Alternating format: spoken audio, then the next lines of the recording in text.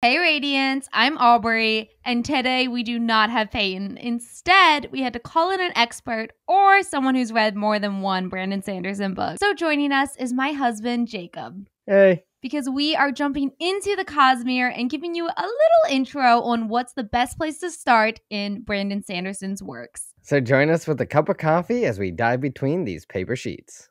Woo! Let's do this.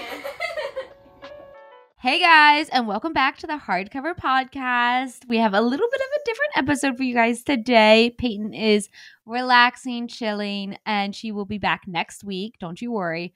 But I want to let you guys know that this is an NS episode. The entire episode is spoiler-free. There is no spoilers coming at you. We are just going to talk about each of the main books we recommend to start with Brandon Sanderson for, and then you can pick where you want to start. So, Brandon Sanderson has released a total of 24 books in the cosmere, which is insane considering that that's not all of the books he's written. That's just in this same interconnected universe similar to Marvel, right? Okay. And then there's 4 series, there's 5 standalones, there's novellas, short stories. You forgot graphic novel. Oh, and a graphic novel, of course. Sorry, my bad. So it's a lot. And so if you're interested in reading Mr. Sanderson, you might be like, I don't know where to fucking start. And that's what we are here for today. We're going to go through Mistborn, Tress of the Emerald Sea, and Way of Kings, and just kind of talk about each one, where we started, because we both started in different spots. And let's go from there. Alrighty, y'all. First up, we have Mistborn. Mistborn is, as Brandon Sanderson likes to describe it, is what if the evil Lord won? What if at the end of Harry Potter or Lord of the Rings, Voldemort or Sauron was like, hey, thanks, bud. I'm going to take over the world now. And then that was just reality for 100 years.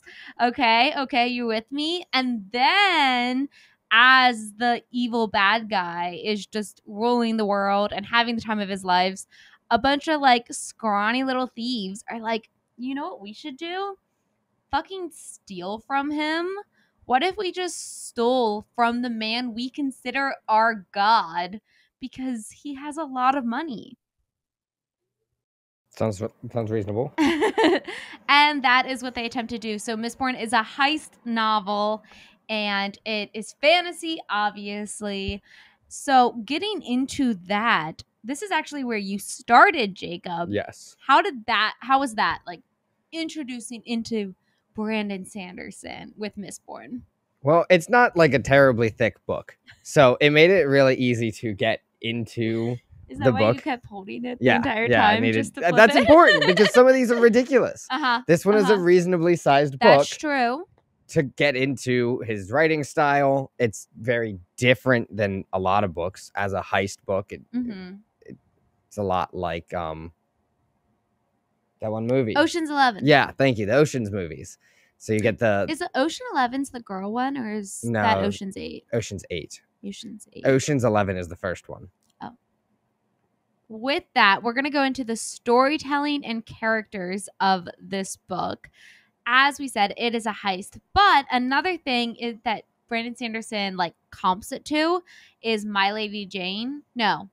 That's the Prime TV show. What's it? My Fair Lady. That one. That one. My Fair Lady. So basically, Vin, our main character, love her. She is the newest recruit to the heist team, and her job for the heist is to act and pretend to be a noble lady in the society of that, the main houses are built off of French when they were filthy rich and shit. Aristocracy, yeah. Yeah, that one. So she has to she goes from a street urchin to pretending to be a lady, and she has a little romance at the balls. What do we feel about this juxtaposition of heist, dark, grim, gas lamp city? I'm going to a ball, and I'm going to wear a pretty dress, and I'm going to talk to the Lord. It's very fun. I mean, I don't remember if the whole book is from her perspective. No, this is third person. Oh, really? Yeah, so we get a little bit of Kelsier, which is our other main character. He's the heist leader. and sometimes other people, but mostly Vin and Kelsier. Okay. Well, you get to see her experiences jumping between those. Yeah. Because not only is the reader you going back and forth, so is she. For me, the pacing of this one, I don't know. I've seen a lot of you girlies on TikTok consuming it, and I think you consumed it fairly quickly. Yeah. I was a slow reader for this one, and it wasn't even my first Brandon Sanderson book. He writes a lot. And by that, I mean, like, some of his books are really long because there's a ton of shit happening. The books are also long because he's going to, like, be describing everyone's outfit. He's describing, like, the whole entire room. He's, like, going into detail. But the details matter. They uphold through the whole series. It's not just they're consistent, wasted words. But, like, sometimes the pacing's a little slow. He also has, like, so many arcs going into it, which is so cool. And it's nice to see, like, the character change. Like, I feel like all of his books, even this one being a shorter one, contains so much more story in them than, like, a similar book of around, I think it's like 600 pages. We have the baby copy, so it doesn't really count. Like, I don't know what this translates to a hardcover. They are marketing this as YA now. Really? Just because of her age? Yeah, I mean, okay, so technically the only thing that defines YA is a character's age. So the Bible can be YA at times. Like, Mary is 13. So all of that bit is technically YA because that's the only factor that goes into technical genre, like, guidelines. That's stupid. And Vin is, like, what is she? 16? Yeah, 16, 17. Yeah, around there. But it was originally published as an adult, and I think it has a lot of adult pacing, but they gave him, like, new pretty covers, especially now that he's super popular, and they're like, let the teens have it. I like this cover. I really like the new ones. They're not, like, giving Brandon Sanderson because he's kind of like old white guy fantasy, but I will say he does a much, much better job. Okay? Like, this is not going into, like, I don't know, like, even, like, Patrick Rothfuss, like, Name of the Wind. Like, if you look at that and you're like, ugh, I don't want to read that. Yeah, I've judged Wheel of Time, you're like, that's not for me. That's for the white men. I've judged those books by their cover many times. Yeah, and I feel like sometimes his covers give that energy, but his stories don't. Especially he's gotten I don't think he does a bad job with women in this book because I know that is a very, like, triggering factor. There's not a lot of women in this series, but Vin, the main character, he does, like, beautifully. So he does a lot really good with the limited women in this. Later books, even like The Way of Kings does better. I mean, it's not 50%, but it's better. Tress, which we're going to talk about, is great and is like 50%. Minimum. So, but I think this book also came out in like 2006. Yeah. So if you're talking about, like, industry, like, stuff, I mean, this book does still pass the Bechdel test. So it might not be when she's at one of the balls. She has a conversation with one of the other women there. And it's not about politics because a lot of the politics involve the men. Nope, it's not. It's not about politics. According to Jacob, this passes the Bechdel test. I'm fairly certain. Which is the baseline for technically for like a...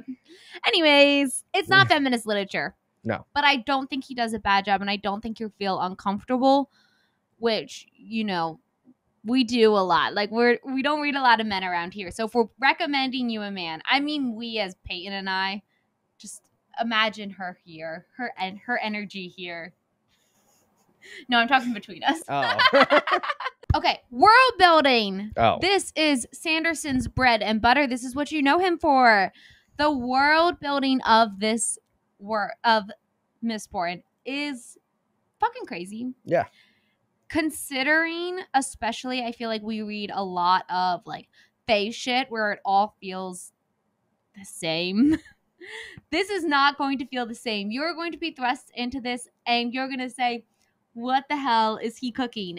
But he is cooking. He is cooking. Let him cook because it's so good. So basically in this world, metals give people power. And most people don't have any powers. but the elite and some extra people get like one power depending on like circumstance, like just who you are. So some people can like affect emotions with a certain metal. Some people can move things or remove themselves with certain metal. I am very much simplifying this, but that's the general process. Some people can like hide the fact that magic is happening with their metal. Yeah, that one's cool. And then we have our divergence. Then we have our special chosen ones, and they are called mistborn. And they get to do all of the special magic power stuff. And obviously are like the most prized people in the world. Most of like the houses, which is like the noble families, like have a mistborn that like do shady shit for them in the night. And of course, our two main characters, Kelsier and Vin, are mistborn, and Kelsier is teaching Vin how to use her mistborn powers. That's like part of her like original like 5-chapter. It's not 5 chapters though. That's the thing. It's like 16 chapters to find out she's mistborn, and that's obvious. That's on the cover. Yeah, I guess technically this book is called The Final Empire. Mistborn is yes, trilogy. Mistborn's the series. This is a little confusing. Do they print them with the Final Empire title covers now, or do they all say Mistborn? I mean, most I would assume say both. So Mistborn technically is the name of like all of the books set in this world, because we have the Mistborn trilogy, which is what we're talking to you about right now. That's 3 books done and gone. And then there's another trilogy set in this same world, but like 200 years, or I don't know the exact date. Don't fact check me on that. In the future, and is more like a cowboy. No, there's not a romance. I don't think it's a romance. It is a cowboy narrative, though, set in this world, and it kind of shows like the after effects of like, okay, we had this huge like epic fantasy of the original Mistborn trilogy. How does that shape the world 200 years down the line, or whatever the years are? How do you feel about the world building? I mean, that's what I was kind of saying earlier. Like all those little details that you hate reading, they are the world building. Sometimes the little details are interesting. Sometimes they're boring. Yeah, but they're the fun things to go back and be like, wow, like her shirt was orange? That's crazy. That's the things the forums are looking at. Those are the little details, because they are consistent, and he pays attention to them all when he's writing them, even if you don't pay attention when you're reading them. I read every word. Good for you. Okay, our final thing to talk about for the Mistborn book is the greater cosmere of it all. Because if you're entering into Brandon Sanderson, you want to know how connected to the rest of the universe this is. And I will say, all of his series can be read separately. You do not have to like commit to all 24 books to read really any of them. I mean, I would say obviously, like if you're going to read Mistborn 1, you're probably going to want to read 2 or 3. But Mistborn 1, you can read as a standalone. Because it was one of his early books, so like he didn't know if he'd get that like renewal. It's kind of a choice, but you know, if you don't care how it ends, you're gonna care. You're gonna get to the end, and you're gonna care. So in the Cosmere, we have a character that is, I guess, the closest comparison for Marvel would be like Stan Lee. Yeah, Stan Lee's like Stan Lee makes cameos, and this man, his name is Hoyd, or a plethora of other names. Or a bajillion other names, depending on what you're reading, who's thinking about him, and such. He is, we're going to call him a god. That's an oversimplification. He is an immortal being. He is so entertaining. He is a storyteller. He is a mastermind. He is a little shit. And he makes an appearance in, if not every Cosmere book, at least every Cosmere like series. Is it not every book? I'm not sure. I can't think of where he was in Well of Ascension. That's book 2 of Mistborn. Yeah, but he might have just been a different name and we just didn't notice. He appears in this book. You could have never guessed it. I only know it from like the fucking forums, from Reddit. I didn't know he was in this book. He uses a weird name. He's not Hoyd in it. Yeah. But he's there. He has the same physical description that is always noted, which is how you find him. So I would say in greater connectivity, at least at the point that we actually, this is the book that I buddy listened to. This is, if you have heard before that I listened to Mistborn in the car, it is with my husband. So we are about halfway through Hero of Ages, which is the last book in this trilogy. So we actually could not spoil for you how it ends. But at the moment, I would say that Mistborn has a low connectivity. Like, it's there. And I think even I've heard that, like, there's this thing called the Well of Ascension in this world that it, like, might make an impact in other worlds, or you could see it in other places. Not that I've seen that yet. But generally, I would say I'd give it probably a 2 or 3 out of 10 on connectivity. Is the 2 just Hoyd showing up as an unnamed street beggar? Yeah, I mean, in this book specifically, you know, maybe increased a little bit by some other books. I think I gave Mistborn 4 stars. I do not know. I read that so long ago. You probably gave it 5. Probably. I might have given it 5. I don't know. I really struggled. Like, I was into it, and then I kind of went out of it. Like, part 2, I was just like, I didn't really care. Crazy. All right, moving on. We have Tress of the Emerald Sea. This is the one that you have probably heard of in regards to Brandon Sanderson's massive, most funded ever Kickstarter event. That we have the sexy, gorgeous, beautiful, he already put it down. Here's the back. $200 bound version of this book. They sell it at the Barnes & Nobles now. So during COVID, if you do not know the story, all of us were a little sad, depressed idiots doing nothing. Brandon Sanderson was not. He was writing. He was writing big time. In fact, he wrote 4 books in secret from his team, in secret from his wife. There's a graphic novel. Right. He wrote these books in secret, presented it to his team. It was like, I watch a lot of his podcast. You should check it out. He does like live streams on his YouTube channel, and then he does have a podcast with Dan Wells. But he was talking about when he finished these books, he printed them all out and then just left them in like the break room and just let his employees like stumble upon them. Like, let me tell you, Brandon Sanderson is a businessman. He has employees. He has a whole company. Most authors do not have all of this shit, but he has Dragonsteel, which is his company. Like, this was published by his company. This was not. Well, but it was a Kickstarter. Right. But yes, it was published by Dragonsteel. Brandon Sanderson is the Taylor Swift of the book industry. He does Easter eggs. He actually had a stream where he like had a little friendship bracelet on because he was leaving all these little clues. He's a madman like she is a mad woman in terms of just amount of work that he puts out. Somehow he has too much free time, which is crazy. But it's not even free time. His ability to just like write is so insane. Tress of the Emerald Sea was the first book that came out with the Kickstarter, making waves. It's also probably, if you're a girly, it's a pirate book. That's why he laughed. Waves. It was a pun that you wouldn't get if you didn't read the book. Sorry. If you are a girly on TikTok or other things, Tress of the Emerald Sea is probably the one you've heard of most because it is the one that's most like, I don't want to say accessible, but it's the most one that's like toned down from like the white male fantasy vibe.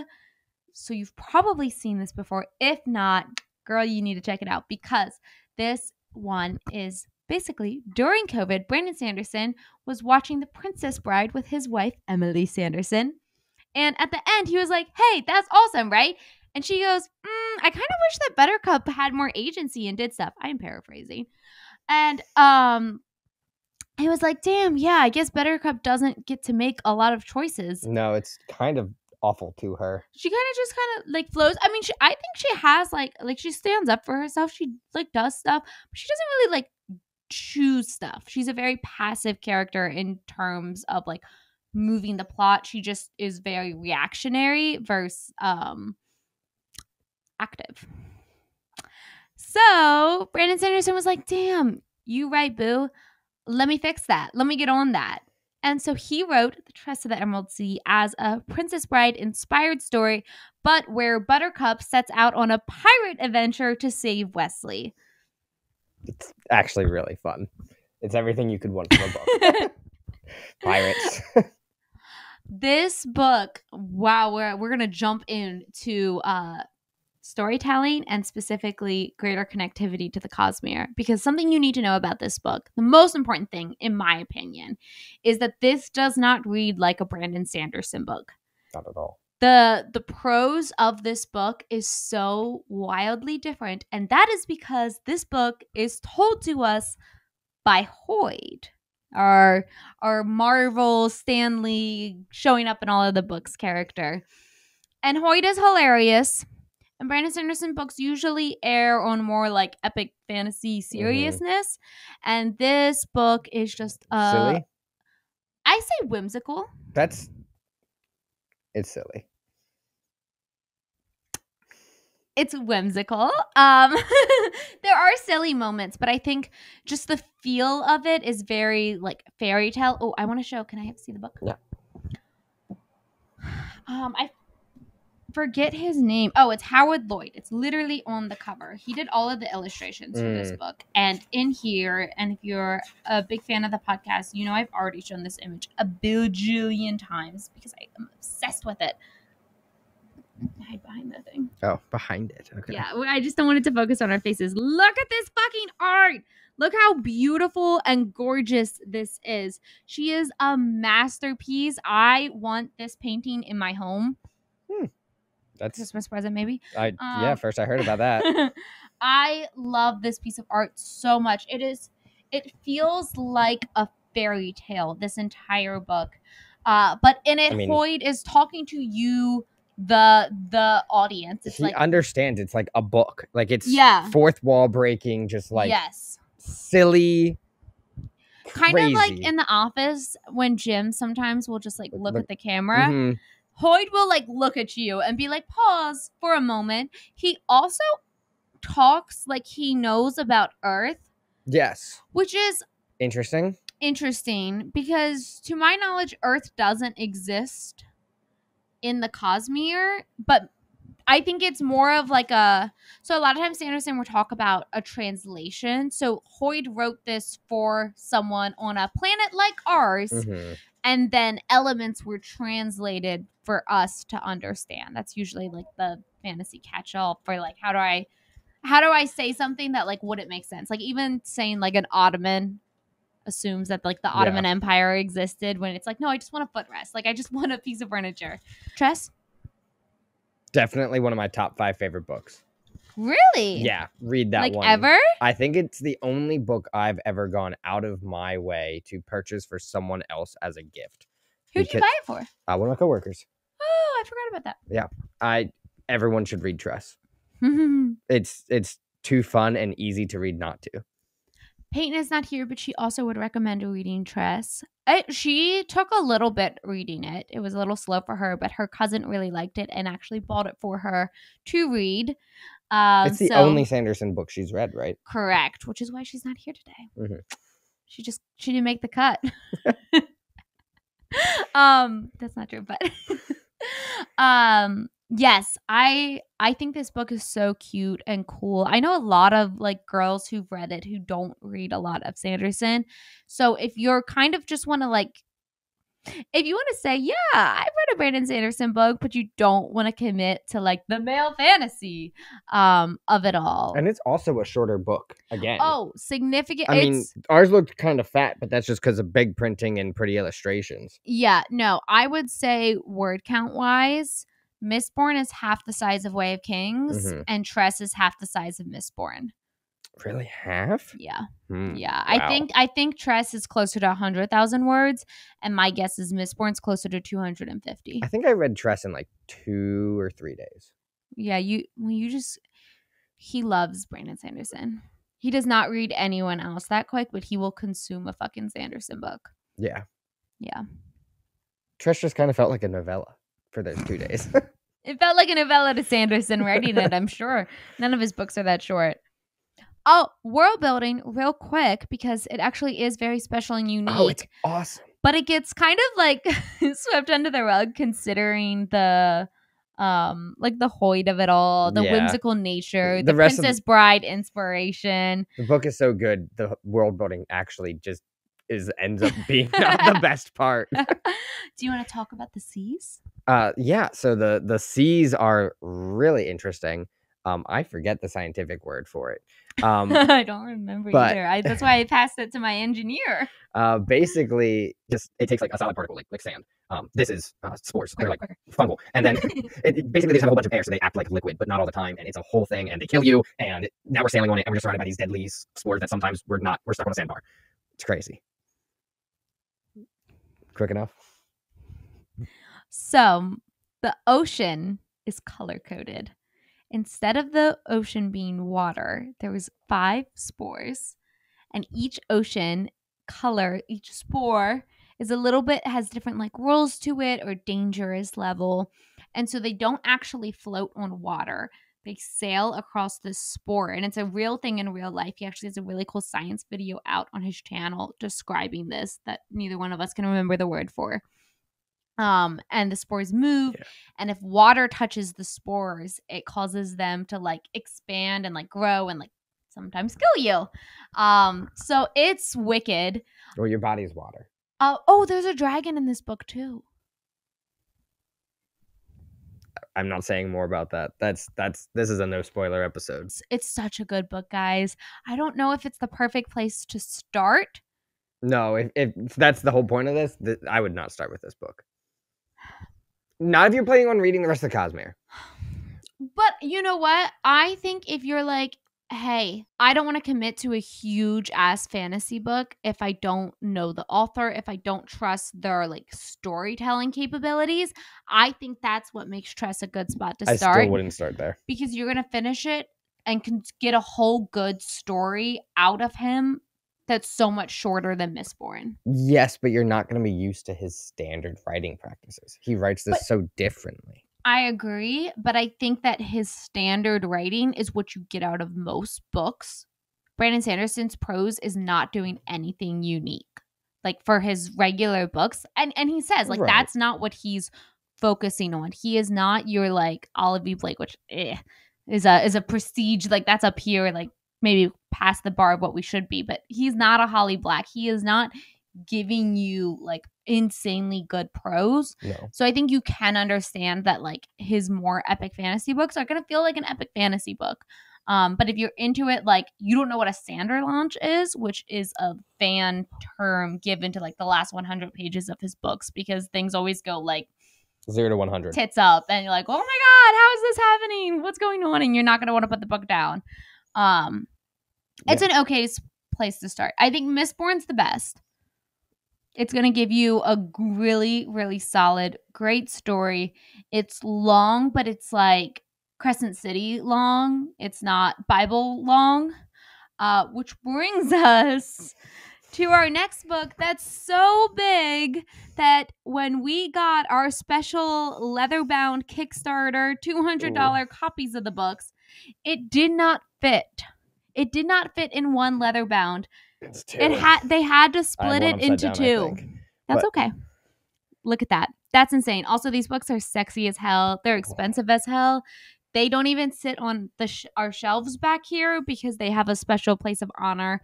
And our Words of Radiance ones are coming so soon in the mail. I'm so excited. Did you say the title of this book yet? Way of Kings. The Way of Kings, guys. This is the first book in his Stormlight archive. This is going to be when he dies. It's going to be like Brandon Sanderson, the author of the Stormlight archive. Yeah. This is his legacy. This is his dream series. This is going to be the book series that I think people are going to attribute to the 21st century. Absolutely. I think technically, because most of the Game of Thrones stuff came out in the 90s, I think that this is, I mean, maybe if we ever get Winds of Winter, but generally, especially for like the 2010s, 2020s, like this series is going to be make history. He is actively making history with this series. It's so fucking good, guys. It's so fucking long. I cannot, there's no way to describe how long this is. That book right there. Now we have the little binding. Mm-hmm. It is like 1,200 pages. It is like 3 Crescent City books. Yeah, closer to 13, but yeah. He plots it as if there are 3 books in one. So I will say it does feel like that as well, but when you're doing your Goodreads, it's only showing up as 1. It's not showing up as 3, and you can feel it when you are reading this. Yeah. Stormlight Archive books take me generally like a month and a half to read. Now, I do often will pick up like another book in between. Like I usually have to read like, so it will have in it like book 1, book 2, book 3. I often will have to put the book down in the middle and read a different book and then come back to it because like I need that serotonin hit of finishing a book, and you're nowhere near. You'll be like 300 pages in and they'll say at the bottom like 20%. 36 hours 20% left. of the way into the book. Yeah. It's disgusting. I want to talk about what the actual plot is of this book, except I don't know how. Couldn't tell you. It's so grand and epic. I could not think of a description. So we're going to pull up Goodreads and we're going to go from there. I am reading a shortened version of the Goodreads. I will put up on the screen the full thing and you can pause to read. Where's it going here? It's going to take up the whole fucking thing. Oh, the whole screen. Okay. Whole screen. If you're an audiobook listener, Google it, I guess. Audiobook. Audio. Just an audio. Podcast. This isn't a book. Yeah. Okay, let's get into it. It has been centuries since the fall of 10 consecrated orders known as Knights Radiant. But their shard blades and shard plate remain, mystical swords and suits of armor that transform ordinary men into near invincible warriors. Men trade kingdoms for shard blades. Wars were fought for them and won by them. One such war rages on a ruined landscape called the Shattered Plains. There, Kaladin, our main boy, our baby boy, who traded his medical apprenticeship for a spear to protect his little brother, has been reduced to slavery. In a war that makes no sense, where 10 armies fight separately against a single foe, he struggles to save his men to fathom the leaders who consider them expendable. That's it? No, again, I truncated this. Oh. This is 2 paragraphs. The Goodreads review was like 10 paragraphs long. Well, yeah, it's 1,300 pages. In The Way of Kings, we have 3 main characters. We have Kaladin, our depressed soldier who was trained as a surgeon and turned soldier. Then we have Shallan. You can choose whatever you want. I did generally say Shallan for a long time, but Sanderson says Shallan, so I'm trying to retrain my brain. Who is an artist who is trying to get an apprenticeship with like one of the main bitches of this world, Jasna, a very scary lady, because she's got some other plans up her sleeve, which you will find out in the book. When you read it, because you have to. She is my baby. I love her. I think she would love Sabrina Carpenter. Probably. I don't know if that makes full sense, but yay. And then we have Daddy Dalinar. That's who you're making the 3rd main character? That is the 3rd main character. That's the 3rd main character? Yeah, who else would you do? Adolin. No. Whoa. No. It's Dalinar. That's crazy. That's so wild that you think it's Adolin. I'm halfway through book 4. I thought it was Adolin. You're wrong. It's Dalinar. Dalinar is the uncle to the king of our main kingdom, Alathakar, that we follow. And he is believed to be crazy because he is actually built off of, do you know the name of the Mongolian general that killed a bunch of people? Oh, the Huns? Yeah. Attila the Hun? Yeah. I think general is a nice word, but... Okay. Basically, the inspiration for Alathakar. Alathakar? I'm not saying it differently, but I'm trying to. Our main kingdom that we are set in is inspired off of the Mongolia. Oh my god, Mongolia. I wanted to say the people and not the place, but that's fine. And basically, what happens when you just wage a humongous war and you take over all of these lands, all of these people, and then you have to rule it. And you're like, shit, the fighting's over. I was the best soldier. I'm not the best politician. And that is Dalinar's role in this world.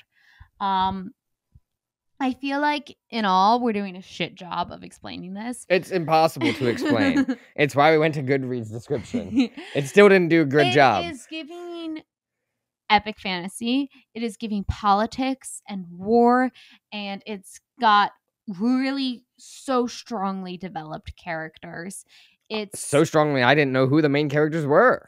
So expansive in its world building. Actually, between each part of the book, we have what is called the interludes, and it gives you a tiny little chapter from someone's perspective. Someone random. Somewhere in the world. He has developed this entire planet, and you're going to see like just little chapter glimpses throughout the world as this epic fantasy story is building. This first book definitely focused on the idea of like something is brewing, something is coming.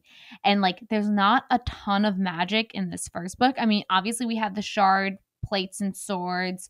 We have fabrials, which you'll learn what that is. You have magic like built into this very fantasy setting. There's this thing called the high storms, which is just like as if a huge hurricane comes in waves across the country west to east, like every couple days. Yeah. And it's a different, it's like Alien, the levels of different that this world and setting is from your standard Earth, your standard like medieval fantasy. Like just nothing like is standard. Recognizable. You are completely submerged into something entirely different on Roshar, which is the name of the planet. Yeah, we have a planet name, y'all. Oh, yeah. Obviously. And it's just so crazy. But there is this still brewing idea of magic is coming. Magic is returning. Something is going to happen. Something is like itching and coming back. And it's so fucking good. A lot of people say this is not really a book, but more of a preface to the actual book, which is the remaining 9 books in the series. I don't know.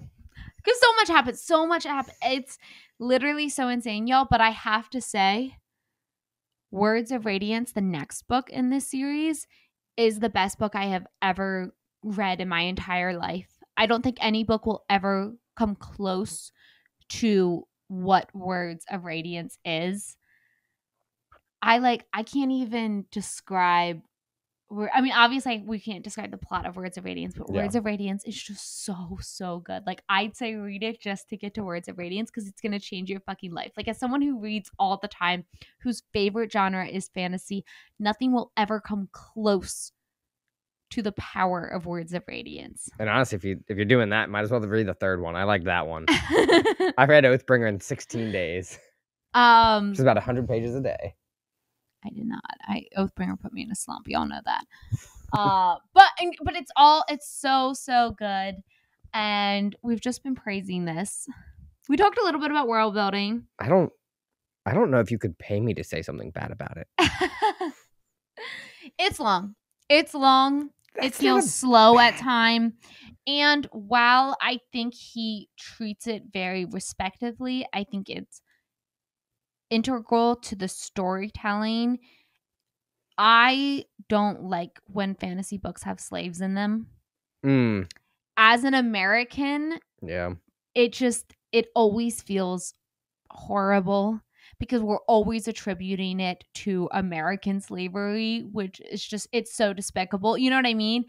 And I know, and I can in my brain be like, okay, when in fantasy books they talk about slaves, they're talking about the type of slavery that existed during like the Egyptian times and stuff like that. Yeah, it's a lot more like indentured servitude. Yes, but it's just it's so like It's just so hard to see and hear. That is the point. And we are getting there. Like Kaladin, the main character, is a slave. And that like class idea and like that stuff is part of it.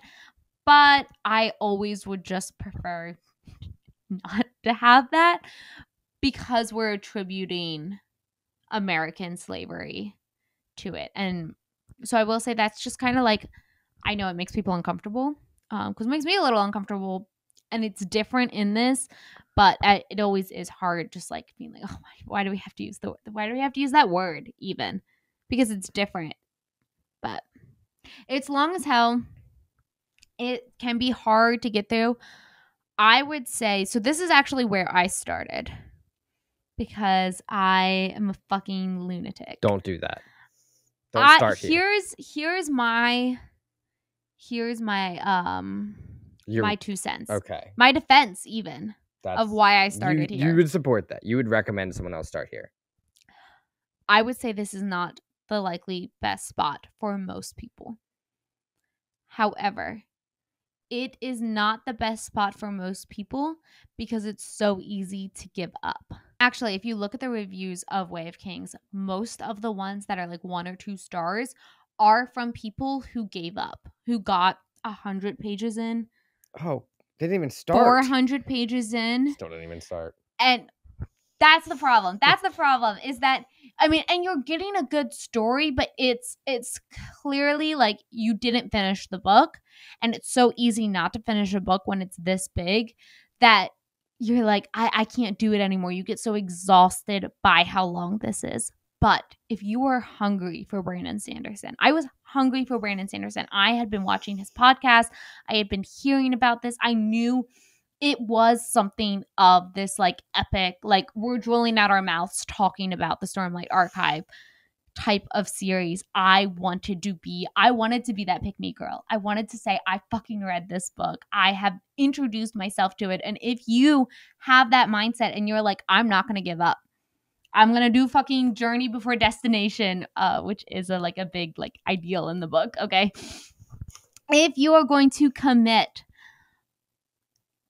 there's no better feeling than the last 100 pages of a Stormlight Archive book. Oh, yeah. When we talk about a Sanderlanche, which is this epic ending, okay, think about any fantasy book ever.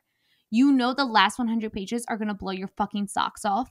Now imagine any feeling that you've ever had before times by 1,000,000,000 for a Sanderson book because you put in the work. You read 1,000 pages to get here and it pays off. It's rewarding. You actually do, like, it rewards you for the effort, which is cool. So fucking good. So that is what I would say is if you're committed, if you're like, I've been hearing about Brandon Sanderson, I'm a fantasy reader, Aubrie, a girly, just said, yes, you can go into it, that you're going to feel good about the women, that you're going to, whatever. And you're like, I want to dive in. And you want to dive in head first. Like you're, looking at the diving boards and you're like, okay, here's Tress, here's Mistborn, here is Way of Kings. And you're like, I'm making the plunge. That book definitely passes the Bechdel test. 100%. I got to the end of it and I said, yes, I'm a Sanderson fan. Sign me up for his newsletter or whatever. You know what I mean? Like, I got to follow this man on Instagram. He's one of my favorite authors. It's just like next level, a different genre of storytelling. I'd say if you read Dune and had no problem, you'd have no problem with this. I don't know how many of our listeners have read Dune. If you've read Dune, let me know.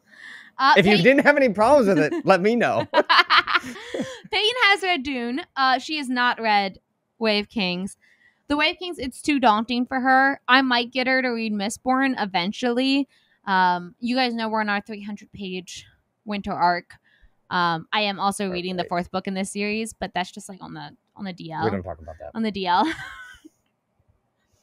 But that is our recommendations for where to start with Brandon Sanderson, the Cosmere. This is a mammoth of a universe, of an author, of a level of fantasy. It's so crazy, y'all. And I hope if you guys have made the jump, if you've read a Brandon Sanderson book before, let me know. Let me know what your favorite one is, where you would want to start. And I hope we did a half decent job. I know we got a little excited and sometimes just talked, and I don't know how useful it all was, but if you don't know where to start, hopefully this gave you a better idea of like what each book is going to give you. Sanderson also talks a lot, generally hitting the same marks we did, but in like short form content, because he's like, I gotta make my TikTok. Mm-hmm. I think he has an official list order, like that you should read all of the books in. Maybe, but he generally is gonna say you have to choose depending on your interest. Oh yeah, totally. So whatever you want. Whatever you want, just do it. Just read a Brandon Sanderson Just book. don't start at book 2. That's weird. That's true. Not the best. All right, y'all. Thank you, Jacob, for coming on the podcast. Thanks for finally having me. This is my hubby, everyone. I actually don't like the word hubby, but I don't think I often say it. But this is Jacob. When I say Jacob, this is who I mean. Anyways, thank you all so much for joining us. Please make sure if you liked this video to give it a big thumbs up, like, and subscribe. Let us know what you want to see. Peyton will be returning. She is not gone. She is not forgotten. She will be back next week. We have some Halloween stuff in store. Ooh. I think she is actively reading One Dark Window. I am going to shove this book down her throat so we can eventually review it. My sexy Barnes & Noble exclusive versions come at the end of the month.